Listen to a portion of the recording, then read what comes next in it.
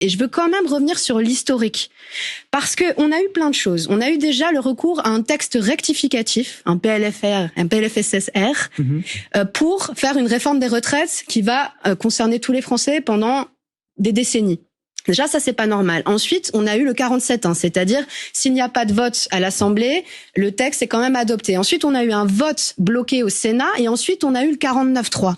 Maintenant, on a une proposition de loi Lyotte, donc maintenant, on a l'impression que Charles de Courson est un Trumpiste. Enfin, c'est quand même les centristes les plus centristes qu'on peut trouver au Parlement. Charles de Courson, je sais plus combien de mandats de député il a derrière lui, mais enfin, il est quand même un peu l'incarnation, justement, de la stabilité des institutions. Même cet homme-là, qui l'a dit, n'est pas pour faire des dépenses folles, des dépenses publiques inconsidérées, considère que ce passage en force démocratique est très, très, très mauvais pour nos institutions.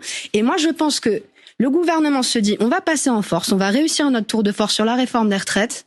Pour gagner quoi, au final? 7 milliards d'économies en 2030, c'est ce que dit la Cour des comptes. Encore une fois, c'est pas moi, c'est-à-dire que les économies attendues sont 2 fois moindres que ce qui ont été annoncées. C'est pas rien, 7 milliards. C'est pas rien, mais on vient de supprimer 16 milliards d'impôts par an, d'impôts de production par an. Là, on parle de 7 milliards en 2030. Vous imaginez la différence de rapport? On apprend que 260 milliards d'euros de dividendes ont été versés dans l'économie française cette année. Enfin, je veux dire, on n'est pas du tout sur une réforme d'ampleur.